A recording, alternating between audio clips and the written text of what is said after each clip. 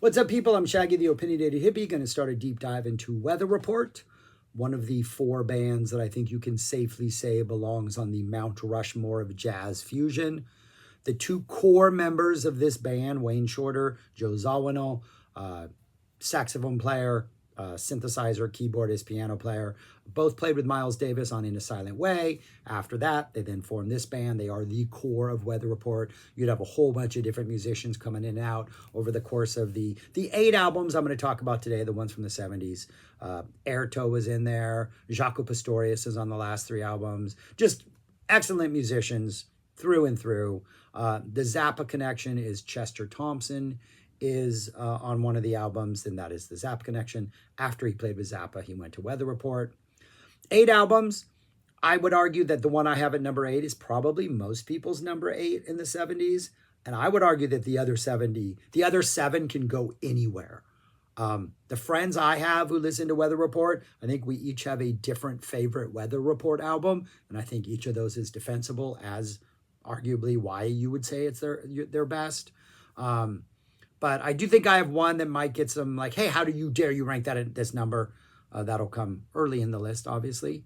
But I think number 8 we can all agree upon. But yeah, I'm going to talk about all 8, put the list up on the screen when we're done, and then I'll drop in 80s and on, do some live albums from Weather Report eventually. But for now, these are just the 8 in the 70s. And at number 8, I have Mr. Gone. This is their 8th, came out in 1978. It's almost like they invented a new genre on this, which is synthesized electronic jazz fusion. This is the most synth-heavy, electronic-heavy. It really almost has a completely different vibe than their previous albums. I think it's easily the weakest, but I also think it's still a really, really strong album.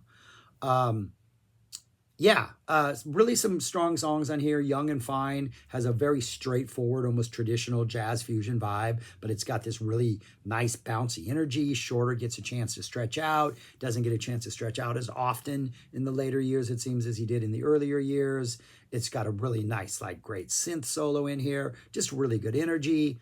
Jaco's got a song called Punk Jazz, that has this vamp that reminds me of the vamp that's used on the Them or Us version of Marcuson's Chicken. Definitely not punk. It's called Punk Jazz. Doesn't sound punky, but that's a really good song.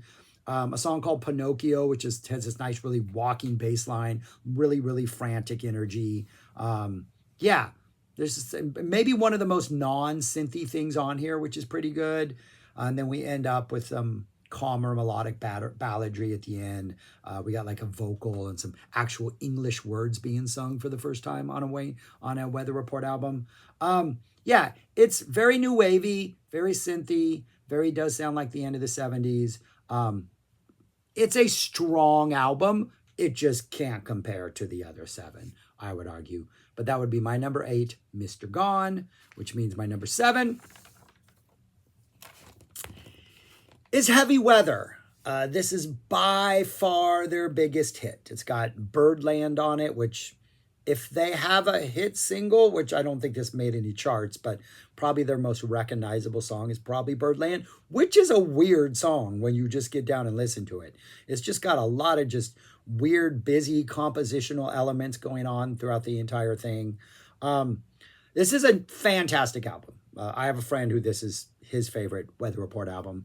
To me, it's a little too safe. It's a little too, we're leaning a lot more on just traditional compositions. The compositions are fantastic. And then like the improvisation is fantastic. It's just, I think it's just a little bit safer than some of the other stuff. It's their 7th album, came out in 1977. Jaco is on this.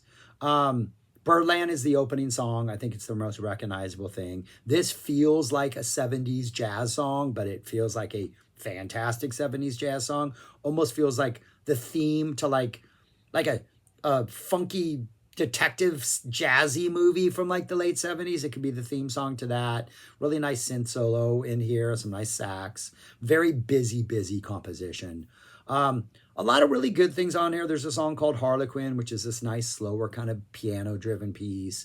Rumba Mama, which flirts with a Latin rock, Santana Jingo type vibe. That's pretty cool. Palladium is a nice big song. The Juggler has this more almost pastoral jazzy vibe to it. Yeah. And then, yeah. And then Havana, which has this nice synth intro. And then we drop into this nice upbeat drum drop type vibe. Drum drop type vibe. The drum drops into this nice like upbeat vibe with sort of this urgent energy to it, but at the same time it's still kind of upbeat and positive. Yeah, it gets kind of crazier towards the end. A fantastic album. I just think it's maybe a little more safe. The edges are a little more like polished and smoother. But even when they're like doing stuff that they would become more popular for, Birdland is still kind of a weird song when you actually listen to it. Just really nice big synthy start, this upbeat jazz with these big sounds. But it's a good album. And then my number 6 is that one. That is their 5th album, 1975's Tail Spinnin'. This one, I think as you progress through the albums from 1 through 8, things get more and more conventional. This is more conventional than the previous 4, but it's still just an absolutely great album. Opens up with the man in the green shirt. Upbeat composition. Sounds like a very traditional mid-70s jazz song with some awesome Shorter, just kind of soloing. Like Shorter's strength as he plays this really emotional, longing, resonant, like his minimalism, like he learned from Miles Davis and paid attention. Like sometimes you don't got to do a lot, but every once in a while when he lets loose, like he does in Man in the Green Shirt, you're like, yeah, Shorter, let's do that. Absolutely fantastic. Second song, Lusitanos, has this steady, funky, low-key type groove that's absolutely awesome. Nice, great piano solo in this. Between the Thighs, really nice funky keys to start. Really good. You need a little bit of funk thrown in there if you're going to write a song called Between the Thighs. This is probably the funkiest thing they've done yet. Really fast, little funky, Shorter solo in there. Just the rhythm section is super tight. Really awesome song. Freezing Fire later on has this really nice upbeat percussion intro and it's some really busy jazz stuff. A lot of just sounds going on in here. A lot of stuff happening. Nice Shorter solo in the second half of this piece. And then the whole thing closes out with this really nice kind of slower piano sax duet that's really kind of bare bones and minimalist, but lets both of these, Zawinul and Shorter, just flex their muscles in like the best way possible. But yeah, great album, fantastic, a little more conventional than the 4 that will precede it chronologically that are not yet on this list. But that would be my number, what is that? My number 6, their number 5, Tail Spinnin'. All right, my number 5 is their second, I Sing the Body Electric. This is one of the 2 albums that I think bears the most resemblance to the Miles Davis sort of version of jazz fusion, the sort of where less compositional and more like we're just in a room and somebody's going to start an idea and a motif and we're going to build around that. There's a little more experimental, a little more just on the edge out there as far as risk taking. Excellent album. But it drops to 5 for me mainly because the last several songs are live songs that we would get, I think, fuller versions of, or like the complete versions of them on a live release later on.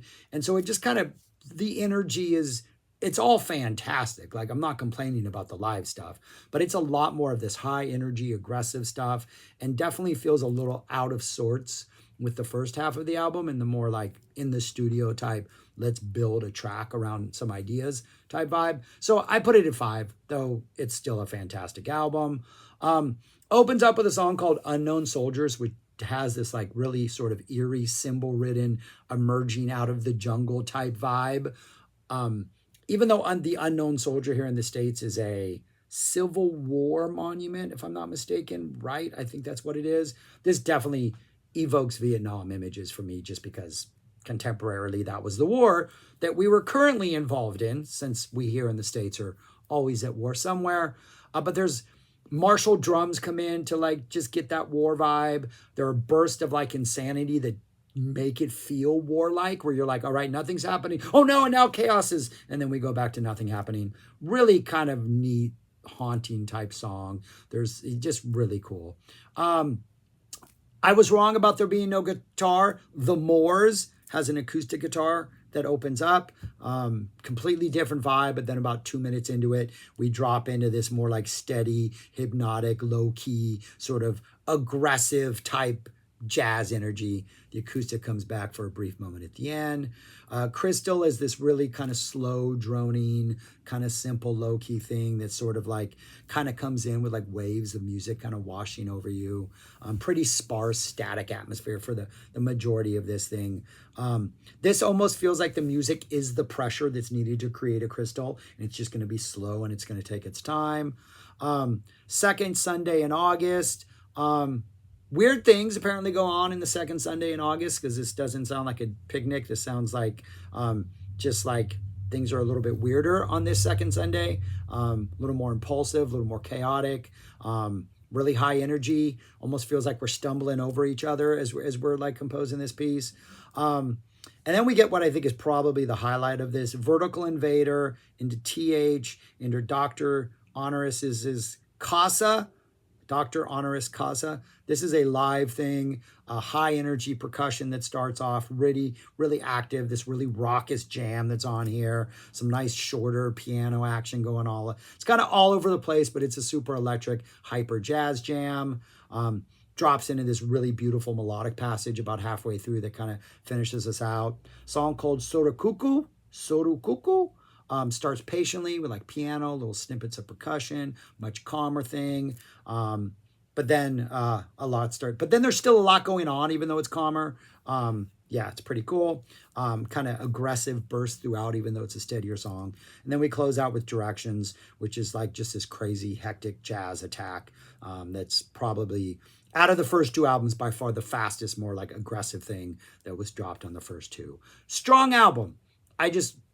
The live stuff should have just waited for a live album. I think it puts it in a weird balance, but excellent. That's my number 5. I sing The Body Electric.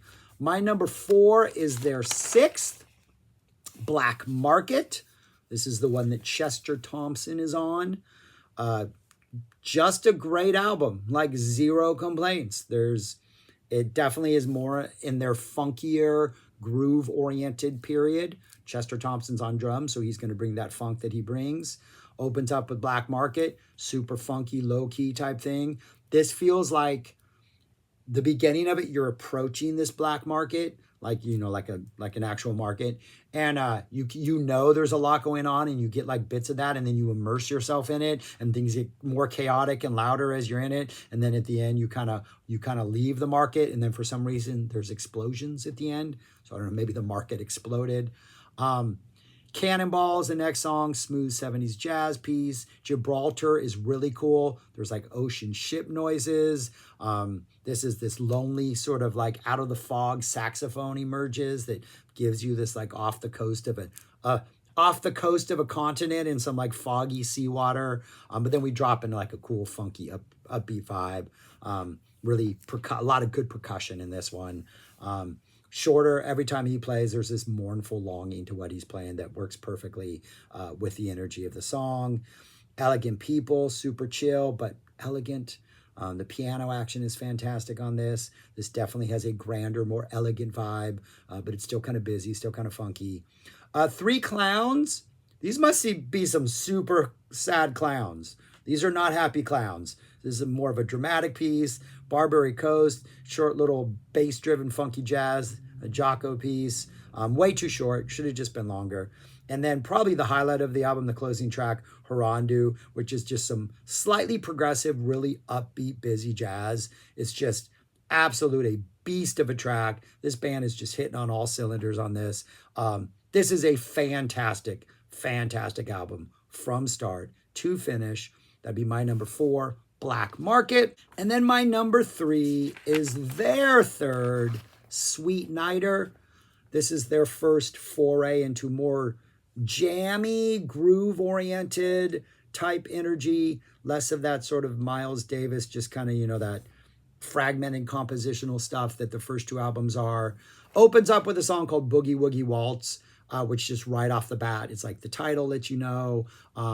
It definitely has more of a funk vibe, like this steady sort of percolating groove that they just kind of jam around. It's like 13 minutes long. It's straightforward, just 13 minutes of like a jazz funk jam. Gets a little more whimsical in the second half, a little more proggy. Really just an awesome, awesome extended piece. And then everything else on this is pretty good. We got Adios, which is like this nice, calm, soothing thing. 125th Street Congress, which is like 12 minutes long, upbeat, funky. This is a groove you're just going to ride and you're going to jam to.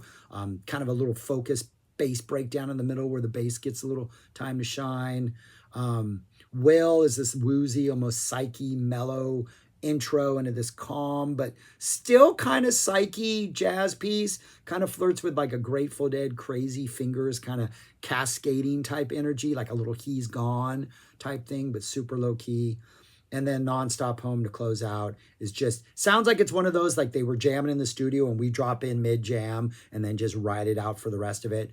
Almost falls into this Can, the German krautrock band or whatever they are. Not, yeah, that the German band almost drops into this Can-like vibe, this Can-like funk groove for a while.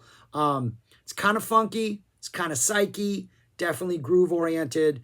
But my number 3, another absolutely fantastic album, their third, 1973's Sweet Nighter. Probably their most fun album.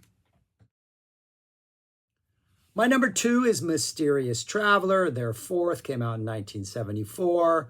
This is just an awesome groove, synth heavy, yeah, epic from start to finish. Another absolutely perfect album.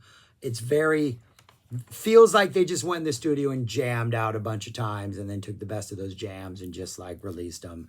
It just feels there's a looseness to this. There's a fun to this. There's an energy to this. All of it just works.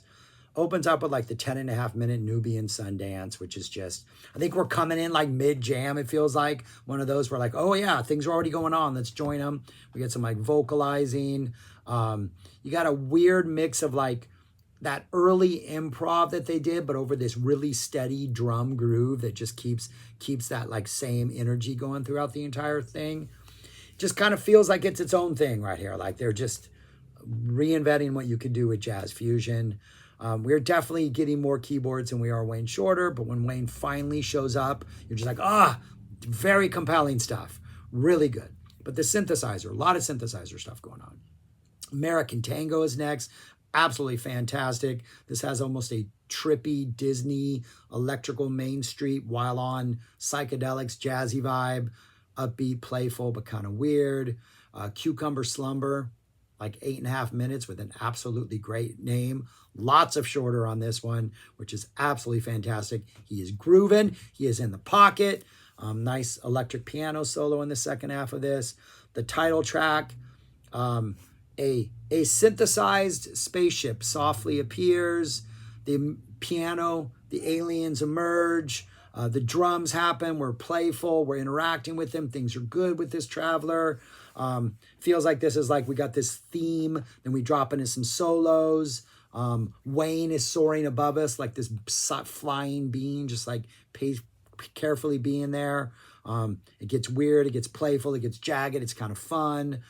Finally falls into this kind of cool groove about halfway through. Yeah, it's like once we get to know the mysterious traveler and we're familiar with their ways, then everybody kind of syncs up and we get comfortable. Really good energy.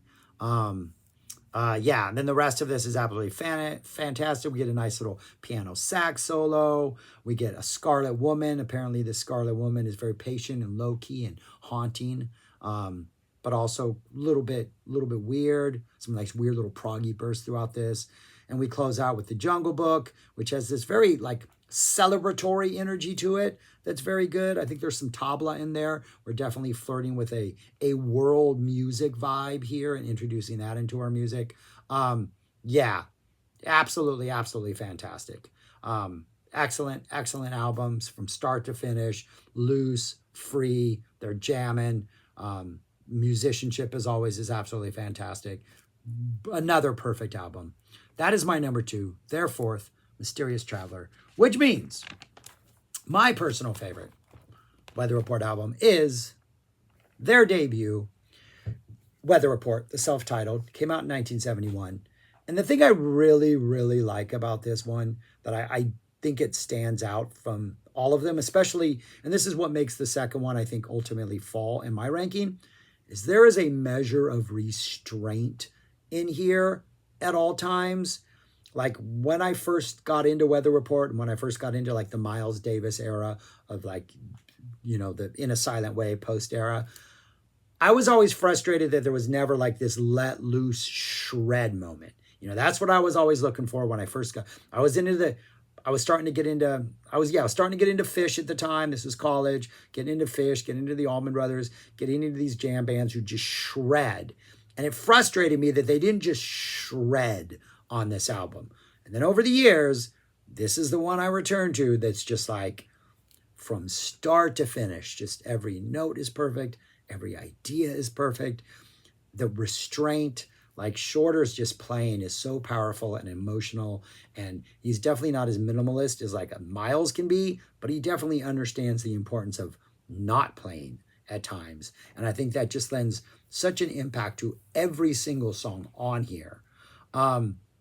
Opens up with Milky Way, which is this spacey, we're floating through Milky Way type thing. And like anytime there's like a keyboard chord or like a little burst of percussion, it's like, oh, a star, a planet, something is going by. Like it completely works.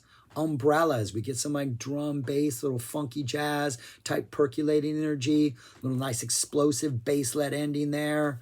Seventh Arrow, a little more prog energy kind of seeping in there a little bit, but it's still a little more straightforward in the soloing, but like the compositional elements or the parts when they're kind of like not soloing, a little more proggy in there, nice flurries throughout the song. Orange Lady, super spacey jazz keyboard opening before we kind of smooth things out. Shorter, just bringing in these really long held notes that just absolutely beautiful. Let It Linger, let that long lunar note float. Really calm, patient piece for like the first 3.5 minutes. Then it kind of drops into something a little more mesmerizing, but kind of going forward. It's like a lazy float down a river, not a very busy river. You're not like afraid. You are afraid of what's going on the edges, but you don't feel threatened by them. But you just know there's a lot happening and you're safe here in the middle of the river. Morning Lake. This is like when you wake up on the morning lake. It's really calm and peaceful. And like the Shorter's little notes are like the fowl, the birds, the wildlife come into life around it. This sort of like low morning, early morning activities just popping up. Waterfall, little like bounce, little playfulness going on. Wayne's just kind of soloing over it. A very pleasant, scenic, hidden garden type waterfall. You can see like the sparkling sunlight off it. Like in the movie, like Secret Garden, when you walk through and everything has this just completely different tint to it. Tears, dramatic, some proggy runs in here. We drop into this nice bouncy groove about 1.5 minutes into it, kind of a funky playfulness. Then we go back into the more dramatic drum-based opening. And then Eurydice closes out this bubbly kind of piano thing, nice little middle jam that gets active, nice walking bass line, flirting with some more traditional jazz here. Lots of energy to close out. Great album. And it really is the value of knowing what to play and when to play it and how to play it. And the Airto is on percussion on this. This is the only album he was on percussion. Alfonso on drums. Morislav Vitus, how does you say his name? Morislav Vitus on bass. And then Shorter and Zawinul. A perfect, absolutely phenomenal debut album. But that's what they look like right there in order. I think 8 is easily 8. Everything else, I would argue, can be anywhere on that list, and I would understand. Sorry for putting Heavy Weather so far down, but those top 7 are on just... Those top 7 are the reason this band is on the Mount Rushmore of jazz fusion. So, yeah, put them up there and keep them up there. So, yeah. Good stuff, people. Fantastic stuff. Let me know your thoughts on this band, on this artist, on jazz fusion. You know how comments work. Things I messed up on. Things I probably should have pointed out. Things you know more about this band than I do. All that stuff. You know how it works. But that's all I got. Thanks for watching. Subscribe, like, share, comment. And if you have not listened to this band, go listen to this band. Any of those top 7 albums. I think are a fantastic way to start. And each one provides you with something a little bit different. So that's what's cool. It's not dramatically different, but it's a little bit different. A little bit. All right. That's all I got. Thanks for watching. Peace. Talk to you later.